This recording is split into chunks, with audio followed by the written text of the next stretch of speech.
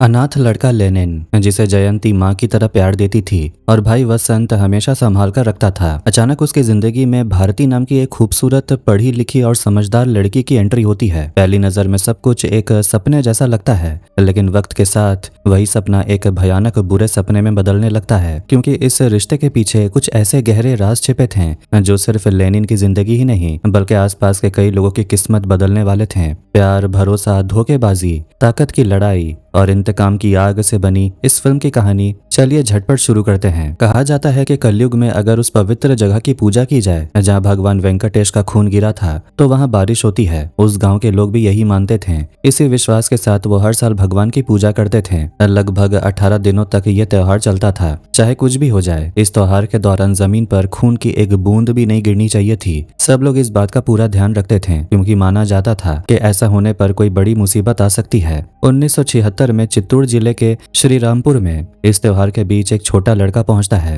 वो बहुत भूखा था। मंदिर का भोग पाने के लिए वो लड़का उत्सव के बीच चला जाता है। वह गांव के दो गुटों के बीच पवित्र झंडा फहराने को लेकर झगड़ा चल रहा था, जिसकी वजह से पुजारी और बाकी लोग झगड़ा खत्म करने का इंतजार कर रहे थे। उस छोटे बच्चे का नाम लेनिन था। भूखना बर्दाश्त करने की वजह से वो खुद अपने हाथों में झंडा लेकर सही जगह पर लगा देता है और तुरंत ही बारिश होने लगती है। कई सालों बाद बारिश होती देख सब हैरान रह जाते हैं। पुजारी तो लेनिन को बहुत किस्मत वाला बताने लगता है। जयंती नाम की एक औरत आकर लेनिन से पूछती है, तुम कौन हो और तुम्हारे माँ बाप कहाँ हैं? लेनिन कहता है, अम्मा, मेरे कोई माँ बाप नहीं है। जयंती कहती है, तुमने खुद ही तो कहा कि मैं तुम्हारी अम्मा हूँ, तो फिर तुम ये क्यों कह रहे हो कि दुनिया में तुम्हारा कोई नहीं है? क्या मैं तुम्हारी अम्मा नहीं हूँ? इसके बाद जयंती लेनिन की मुलाकात अपने बेटे वसंत से करवाती है। सीन बदलता है साल 2001 में। सेंट्रल जेल से आज लेनिन रिहा हो चुका है। एक कांस्टेबल पूछता है, तुम तो हमें रोज महाभारत की कहानी सुनाते थे, फिर कहानी पूरे किए बिना क्यों जा रहे हो? लेनिन कहता है, कहानी पूरी करने ही तो जा रहा हूँ। लेनिन को लेने के लिए कानाई नाम का एक कुत्ता आता है। ये बात सुनकर पुलिस वाला काफी हैरान था और जल्दी से बाहर आता है। दीवार पर उसी त्योहार वाले देवता की तस्वीर बनी हुई थी। लेनिन को गाँव पहुँचते पहुँचते रात हो जाती है। गाँव के लोग लेनिन को देखकर डर जाते हैं। दूसरी तरफ थाने में पुलिस ऑफिसर लेनिन के केस की जांच शुरू करता है। उसे भी समझ आता है कि लेनिन कोई बहुत बड़ी मुसीबत लेकर आने वाला है। इधर लेनिन अपने चाचा यथी राजू के घर जाता है। बाद में वो एक बार में जाता है। वहाँ काम करने वाला छोटा लड़का बिल्ली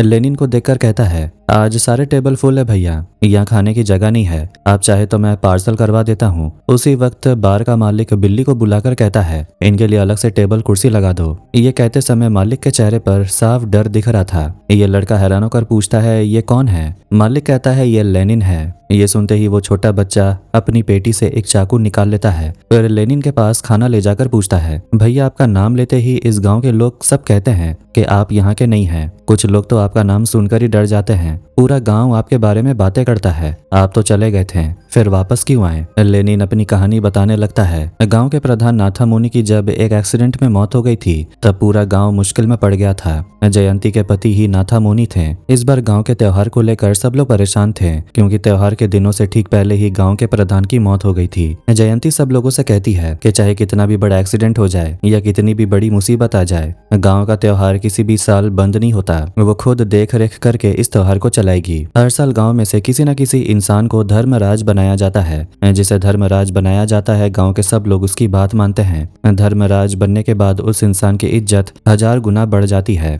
यथी राजू चाहता था कि इस बार धर्मराज की जगह पर वो खुद बैठे। जब उसने ये बात अपनी बड़ी भाभी जयंती को बताई तो भाभी ने उसकी बेइज्जती करते हुए कहा, जिसकी पैदाइश पर ही सवाल उठते हो, उसे कोई धर्मराज कैसे मान सकता है? धर्मराज कौन बनेगा इसका फैसला मैं करूंगी। यानी भाभी ने यति राजू को धर्मराज बनाने से साफ मना कर दिया। इसके बाद आते हैं नीलाकंठम मामा, गांव के सबसे ज्यादा इज्जतदार और अमीर इंसान, और ये है दामोदरम, और ये बालाजी, श्रीनिवास और दरकार हैं, और मुरली ही लेनिन की पूरी दुनिया है। खैर, त्योहार के वक्त लेनिन पवित्र झंडे को सही जगह पर फहरा देता है और तुरंत ही बारिश शुरू होती है। मैदान की दूसरी तरफ रघुबा रेड्डी का एक बहुत बड़ा कट आउट लगाया गया था, लेकिन गांव वालों का मानना था कि इस पवित्र मैदान पर राजनीति की साया भी नहीं पड़नी चाहिए। इसलिए जब रघुबा रेड्डी का चमचा दामोदरम ये सब कर रहा था, तब जयंती उसे आकर रोकने लगती है। इस पर दामोदरम के लोग मजाक करते हुए कहते हैं, पति के मरने के बाद भी सिंदूर लगाने वाली औरत आज हमें हमारी परंपरा का ज्ञान दे रही है। ये सुनकर जयंती एकदम चुप हो जाती है। रघुबा रेड्डी का भाई जब लगातार उसकी बेइज्जती करने लगता है तो लेनिन कुल्हाड़ी उठाकर उस कटआउट के 2 टुकड़े कर देता है। देखते ही देखते सब गांव वाले लेनिन की तरफ आकर खड़े हो जाते हैं। सामने चुनाव थे, इसलिए उस वक्त लेनिन और गांव वाले के खिलाफ रेड्डी या उसके गुंडे कुछ भी बोल नहीं पाते। रेड्डी ये सब देखकर चुपचाप वहां से चला जाता है। इसके तुरंत बाद गांव वाले अपने धार्मिक त्योहार में मग्न हो जाते हैं। उस रात मेले में एक बच्चा रो रहा था क्योंकि एक लड़की उसकी आइसक्रीम छीनकर भाग गई थी। लेनिन उस बच्चे के साथ लड़की को ढूंढने लगता है। बच्चा बताता है कि लड़की ने हरी साड़ी पहनी है और चेहरे से गोल मटोल है। ढूंढते ढूंढते वो स्टेज के पीछे जाते हैं जहां दुर्योधन के गेटअप में खड़ी एक लड़की उन्हें मिलती है। उन्हें नहीं पता था कि यही दुर्योधन बनी लड़की चोर है। वो इशारे से उन्हें दूसरी तरफ भेज देती है। बाहर आते ही 2 लड़कियों की लड़ाई में एक मिट्टी का खिलौना लेनिन के सिर पर आ लगता है। चक्कर खाकर लेनिन पीछे खड़ी उसी दुर्योधन से टकरा जाता है। टक्कर से उसका मुकुट और नकली मूंछ उड़ जाती है और लंबे बाल खुल जाते हैं। लेनिन के सिर से खून की एक बूंद उसकी माथे पर बिंदी की तरह लग जाती है। दुर्योधन बनी उस लड़की का नाम भारती था। लेनिन उसे देखते ही उस पर फिदा हो जाता है। तभी बच्चा आकर बताता है कि इसी ने उसकी आइसक्रीम चुराई थी। फिर नाटक शुरू होता है और भारती स्टेज पर परफॉर्म करती है। लेनिन उसे देखता ही रह जाता है। पास खड़ा यथी राजू बताता है कि यह नीलाकंठम मामा की छोटी बेटी भारती है जो बचपन से मद्रास में रही है। नीलाकंठम की 2 बेटियां हैं, बड़ी वैदेही और छोटी भारती। नाटक खत्म होने पर नीलाकंठम मामा लेनी से भारती को घर छोड़ आने को बोलते हैं। लेनिन खुशी खुशी अपनी क्रश को घर छोड़ देता है। अगली सुबह नीलाकंठम के घर की नौकरानी रत्नम रो रही थी क्योंकि उसका पति जुए में दामोदरम से हारकर उसके सोने के कंगन दे आया था। भारती कंगन वापस लेने जाती है तो दामोदरम के लोग उसके पीछे पड़ जाते हैं। लेनिन बीच में आकर कंगन लौटा देता है। दामोदरम ताना मारता है तो भारती उसे सबके सामने जुआ खेलने का चैलेंज देती है। जुआ शुरू होता है। भारती पहले ही चाल में दामोदरम को हरा देती है। दूसरी बार दामोदरम का चमचा चश्मा पहनकर पत्ते ताकने की कोशिश करता है लेकिन लेनिन उसे पकड़ लेता है और भारती फिर से जीत जाती है। जीत के बाद भारती लेनिन से कहती है कि कल उसे तिरुपति जाना है, क्या वो उसे छोड़ आएगा। लेनिन मान जाता है और इस तरह दोनों में प्यार बढ़ने लगता है। अगले दिन लेनिन टाइम पर नहीं पहुंच पाता। भारती बस में चढ़ती है तो तभी गुंडे बाकी सवारियों को लात मारकर नीचे गिरा देते हैं और बस भगा ले जाते हैं। तभी लेनिन वहां पहुंचता है और सच्चाई जानकर साइकिल से बस का पीछा करने लगता है। असल में जुए में हार का बदला लेने के लिए तुलसी के गुंडों ने भारती को किडनैप किया था। तुलसी जैसे ही भारती से बदतमीजी करने बढ़ता है, लेनिन बस का कांच तोड़कर अंदर कूद पड़ता है। वो गुंडों को पीटता है और तुलसी को एक ऐसा धक्का मारता है वो सामने का शीशा तोड़कर बाहर जा गिरता है। गांव वालों के सामने हाथापाई शुरू हो जाती है। एक गुंडा लेनिन पर हमला करने आता है। तभी बड़ा भाई वसंत बीच में आकर उसे बचाता है। दोनों भाई मिलकर गुंडों की धुलाई करते हैं। लेनिन गुस्से में तुलसी को बुरी तरह पीटने लगता है। तब वसंत उसे शांत कराकर ले जाता है। बचपन में जब वसंत ने अपना खाना लेनिन से शेयर किया था तभी से दोनों का रिश्ता गहरा हो गया था। बिना खून के रिश्ते के भी लेनिन को माँ और भाई का प्यार मिला था। लेनिन गांव में रहता था और वसंत पढ़ाई के लिए मद्रास चला गया। साल में वो सिर्फ 4 दिन मिलते थे। वसंत कहता था कि पढ़ाई पूरी करके वो हमेशा के लिए लौट आएगा। दोनों तय करते हैं कि इस लड़ाई की खबर माँ को नहीं लगनी चाहिए। घर पहुंचने पर माँ उनका स्वागत करती है। वसंत ने मुफ्त इलाज के लिए हॉस्पिटल बनवाया था। इलाके का एमएलए रघुबा रेड्डी इसका क्रेडिट लेना चाहता था। उद्घाटन के दिन वसंत ने एमएलए को बुलाया लेकिन रिबन माँ से कटवाया और दिया भारती ने जलाया। बेइज्जती महसूस कर एमएलए चिढ़ गया। ऊपर से वसंत उस पर ताना कसता है तो लेनिन अपने भाई के आगे ढाल बनकर खड़ा हो जाता है। एमएलए गुस्से में कहता है, एक भाई ने मेरा कटआउट गिराया और दूसरे ने हॉस्पिटल में बेइज्जती की। इनके बाप ने भी मेरे खिलाफ आवाज उठाई थी तो मैंने उसे मार दिया। अब इन दोनों की बारी है। त्योहार के 12वें दिन मंदिर में यथी राजू अपने भतीजे वसंत के हाल चाल पूछता है लेकिन वसंत उसे अनदेखा कर देता है। चाचा बेइज्जत होकर चला जाता है। दूसरी तरफ भारती मौका पाकर लेनिन से अपनी दिल की बात कहती है। वो बताती है कि झंडा फहराते वक्त ही वो उस पर दिल हार बैठी थी। वो सीधे लेनिन को प्रपोज कर देती है। इसके बाद उनका छुप छुप कर मिलना शुरू हो जाता है। उधर नीलकंठम अपनी बड़ी बेटी वैदेही का रिश्ता वसंत के लिए लाता है। जयंती खुश होकर हाँ कर देती है और धूमधाम से सगाई हो जाती है। मेले के 17वें दिन वैदेही की शादी की खबर सुनकर सूर्या नाम का लड़का उससे शादी तोड़ने की मिन्नतें करने लगता है क्योंकि वो उससे एक तरफा प्यार करता था। ये सब देखकर दामोदरम दूर से ही परिवार पर ताने कसने लगता है। ये सुनकर यथी राजू को गुस्सा आ जाता है लेकिन जयंती उसे डांट कर भगा देती है। बेइज्जत होकर चाचा चला जाता है। रात को वो वैदेही को अंधेरे में कहीं जाते हुए देखता है, पर पीछा करते हुए वो उसे खो देता है। अगली सुबह नीलकंठ माकर जयंती को रोते हुए बताता है कि उसकी बड़ी बेटी वैदेही किसी के साथ भाग गई है। वो अपनी इज्जत बचाने के लिए वसंत से छोटी बेटी भारती से शादी करने की मिन्नतें करता है। वसंत हाँ कर देता है, लेकिन असलियत ये थी कि जयंती के कहने पर वैदेही और उसके प्रेमी सूर्या दोनों का कत्ल करवा दिया गया था, ताकि परिवार की बदनामी ना हो। भारती और वसंत की शादी के बीच शादी की बात सुनकर लेनिन एकदम टूट जाता है। चाचा यथिराजू उसे सच बताने को बोलता है, लेकिन लेनिन परिवार के एहसानों की वजह से मना कर देता है। फिर भी चाचा शादी के दिन बिजली काट कर भारती को किडनैप करने का प्लान बनाता है। शादी के मंडप में मंगलसूत्र पहनाने के वक्त भारती शादी से साफ इनकार कर देती है। वो सबके सामने कहती है कि वो लेनिन से प्यार करती है। जब उसके पापा हाथ उठाने बढ़ते हैं तो वसंत उन्हें रोकता है और भारती को लेकर लेनिन को ढूंढने निकल पड़ता है। लेनिन पहाड़ पर शराब पी रहा था। वसंत वहां पहुंचकर लेनिन को डांटता है कि उसने ये सब क्यों छुपाया। फिर हंसकर दोनों की शादी कराने की बात करता है। सब खुश हो जाते हैं, लेकिन तभी मुन्नार नाम का एक गुंडा आकर वसंत के पेट में चाकू घोंप देता है। लेनिन भारती को वसंत को ले जाकर हॉस्पिटल भागने को बोलता है और खुद रास्ते में गुंडों से अकेले भिड़ जाता है। वो मेन गुंडे का हाथ तक काट देता है। इधर प्रेजेंट में यानी कि 2001 में बार का लड़का बिल्ली पूछता है कि क्या वसंत पर हमला एमएलए या दामोदरम ने करवाया था। लेनिन कहता है कि मैं उसे अपने साथ ही लाया हूँ। फ्लैशबैक में दिखता है कि जेल से छूटकर लेनिन ने सबसे पहले अपने चाचा यथिराजू का कत्ल किया था। वो अपने बैग से चाचा का कटा सिर निकालकर टेबल पर रख देता है, जिसे देखकर सब कांप उठते हैं। दूसरी तरफ थाने में पुलिस ऑफिसर कांस्टेबल को समझाता है जैसे भगवान विष्णु ने अर्जुन को अपनों पर वार करने का फर्ज याद दिलाया था, वैसे ही लेनिन भी अब दुश्मनों का अंत करने निकला है और उसे रोकना हमारी जिम्मेदारी है। सीन फिर से पास्ट में जाता है। दरअसल यथिराजू की माँ जयंती के ससुर की रखेल थी। बचपन से ही यथिराजू को इस बात के लिए बहुत ताने सुनने पड़ते थे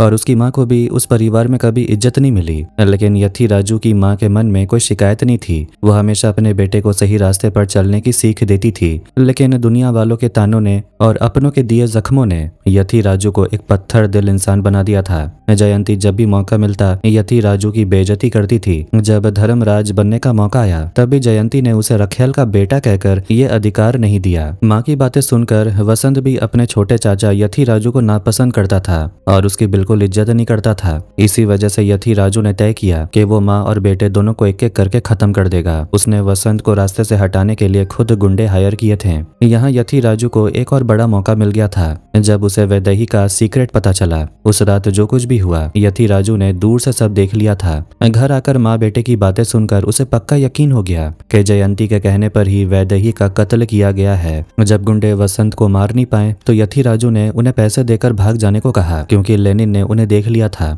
और लेनिन इसका पीछा कभी नहीं छोड़ता। इसके बाद यथिराजू हॉस्पिटल पहुंच जाता है। थोड़ी देर में लेनिन भी वहां पहुंच जाता है। यथिराजू उससे पूछता है तुम पूरी रात कहाँ थे। लेनिन कहता है मैं उन लोगों का पता लगा रहा था जिन्होंने वसंत पर हमला किया। वसंत कहता है भारती तुम्हारे भरोसे सब कुछ छोड़कर आई है, तुम्हें उसका भी ख्याल रखना चाहिए। सही वक्त आने पर किसी को छोड़ना मत, लेकिन अभी भारती तुम्हारे लिए सबसे जरूरी होनी चाहिए। इसके बाद लेनिन भारती के घर जाता है और उसके पिता के कदमों में बैठकर कहता है मैंने देखा है कि बड़ी बेटी के जाने के बाद आप कितने टूट चुके हैं। मैं नहीं चाहता कि मेरी वजह से आपका सिर कभी झुके। भारती मेरे साथ जाने को तैयार थी, लेकिन मैं उसे आपके पास छोड़ने आया हूँ। जाने से पहले बस एक गुजारिश है, क्या आप अपनी छोटी बेटी का हाथ मेरे हाथ में देंगे? मैं उसे बहुत खुश रखूंगा। पापा मुस्कुरा देते हैं और शादी की तैयारियां शुरू हो जाती हैं। पूरा गांव धूमधाम से उनकी शादी का जश्न मनाता है। तो दोनों की शादीशुदा जिंदगी प्यार और रोमांस के साथ आगे बढ़ने लगती है। इस तरह 30 दिन बीत जाते हैं। गांव के त्योहार की आग अभी भी धधक रही थी।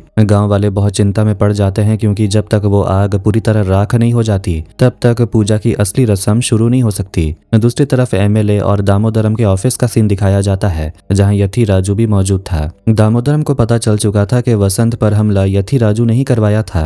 वो यथिराजू से कहता है अगर तुम अपने भतीजे को मारना चाहते हो तो हम भी तुम्हारे साथ देंगे।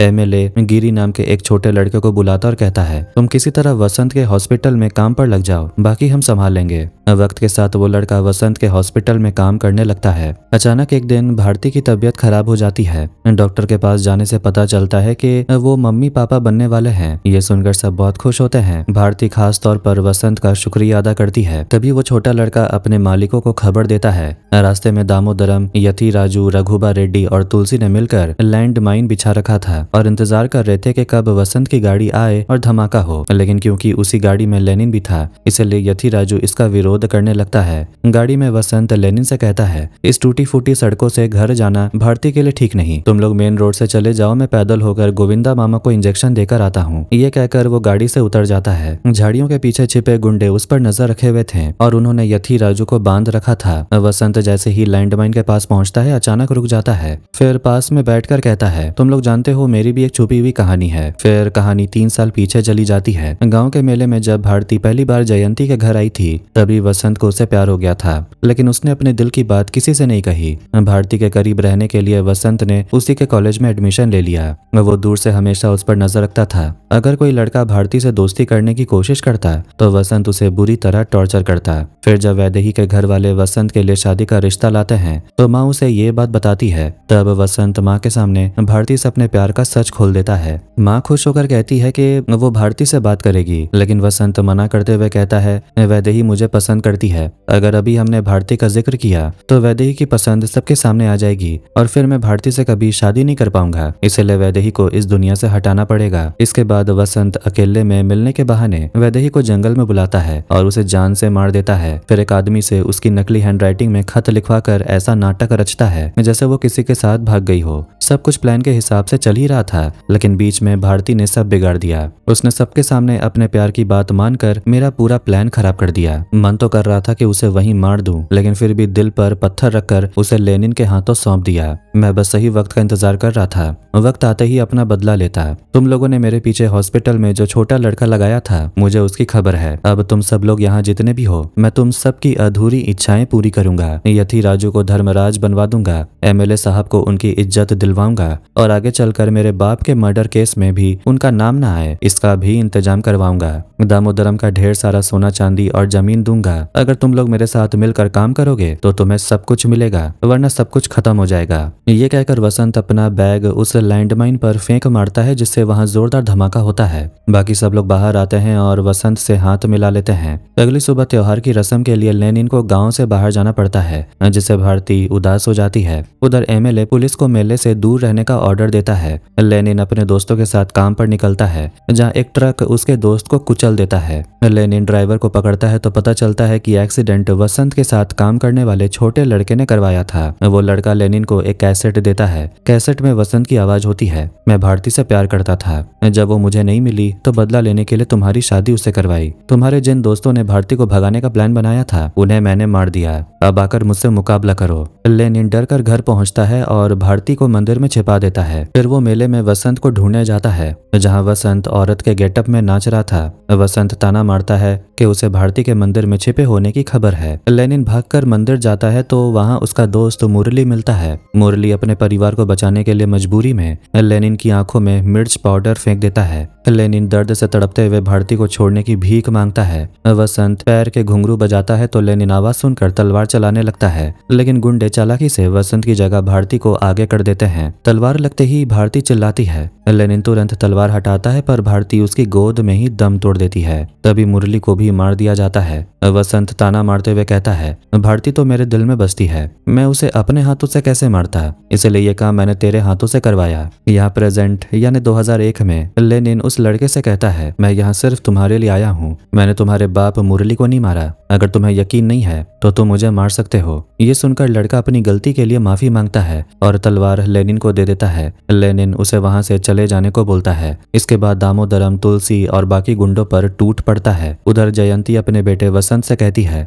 लोग जीने के लिए गलती करते हैं, लेकिन हमने पाप किया है। तुमने इस पवित्र जमीन पर निर्दोष लोगों का खून बहाया। जिन लोगों की भलाई के लिए मैं लेनिन को इस गांव में लाई थी, उन्हीं लोगों ने उसकी आंखों में आंसू दिए। इसी वजह से उसकी दोस्ती आज इंतकाम में बदल चुकी है और उसका प्यार शराब बन चुका है। तुमने बदले की आग में एक मासूम लड़की की जान ले ली। अपनी गलती का एहसास होने पर जयंती लेनिन से माफी मांगती है और पुलिस ऑफिसर से बात करके लेनिन को जेल से रिहा करवाती है, क्योंकि जब तक लेनिन गांव में था गांव में शांति थी। इधर बार में दामोदरम चालाकी से लेनिन की आंखों में फिर से मिर्च पाउडर फेंक देता है। उधर पुलिस याथी राजू के घर पहुंचती है। उसकी लाश देखकर कांस्टेबल कहता है, जिस इंसान ने लेनिन को बचपन से प्यार से पाला उसका सिर लेनिन ने अपने हाथों से कैसे काट दिया। ऑफिसर कहता है क्योंकि लेनिन अपनी आंखों से कुछ देख ही नहीं सकता। बार में मिर्च फेंकने के बाद भी लेनिन आंखें खोलता है, लेकिन उसकी आंखों में कोई असर नहीं दिखता। तुलसी उसकी आंखों के सामने हाथ हिलाता है पर लेनिन को कुछ दिखाई नहीं देता, यानी कि वो जो भी लड़ाई लड़ रहा था वो सिर्फ अपने सुनने की ताकत के दम पर ही लड़ रहा था और उसे रास्ता दिखाई देने के लिए उसका वफादार कुत्ता कनाई भी था, जिसके गले में घुंघरू की आवाज सुनकर लेनिन हमला करता था। पुलिस ऑफिसर बताता है कि उस रात हुए हादसे के वजह से लेनिन की आंखों की रोशनी धीरे धीरे चली गई। जब जेल में उसका इलाज कराने को कहा गया तो लेनिन ने मना कर दिया। उसने कहा कि उसने इस आंखों से भारती के साथ खूबसूरत पल देखे हैं, अब जब वो नहीं रही तो वो इन आंखों का क्या करेगा। तभी बार में वसंत आ जाता है। जब सब समझ आते हैं कि लेनिन अंधा है तो उसका मजाक उड़ाने लगते हैं और आवाजें निकालकर उसे भटकाने की कोशिश करते हैं। तुलसी उसके सीने में चाकू घोंप देता है। लेनिन चालाकी से आसपास की कांच की बोतलें फोड़कर जमीन पर बिखेर देता है। जैसे ही गुंडे कांच के टुकड़ों पर पैर रखते हैं, लेनिन आवाज सुनकर एक एक करके उन्हें खत्म करने लगता है। उसने जेल में रहकर इस बात की प्रैक्टिस की थी। तभी वसंत आकर लेनिन के सीने में दोबारा चाकू मारता है। वार लगते ही लेनिन के बैग से भारती की अस्थियां जमीन पर बिखर जाती हैं। लेनिन को लगता है जैसे भारती उसके सामने आ गई हो। इसके बाद लेनिन खुद को संभालता है और आखिरकार अपने ही हाथों से अपने प्यारे दोस्त वसंत का अंत कर देता है। तुरंत ही पूरे इलाके में तेज बारिश होने लगती है। लेनिन पूरी तरह थक चुका था और भारती की यादों में खोया हुआ था। गांव के लोग वहां पहुंचकर लेनिन को संभालते हैं और उसे ठीक होने की प्रार्थना करते हैं। चाहे कुछ भी हो जाए, बुराई की जीत कभी पक्की नहीं होती। इंसान के कर्म ही उसकी किस्मत तय करते हैं। इसलिए ताकत का गलत इस्तेमाल ना करके सही फैसला लेना और इंसानियत बनाए रखना ही बेहद जरूरी है। खैर, फिल्म की कहानी तो यहीं पर एंड होती है। तो कैसी लगी आज की स्टोरी कमेंट करके जरूर बताना। वीडियो अच्छा लगा तो वीडियो को लाइक कर दें, चैनल को भी सब्सक्राइब कर दें। मिलते हैं नेक्स्ट वीडियो में। Take care.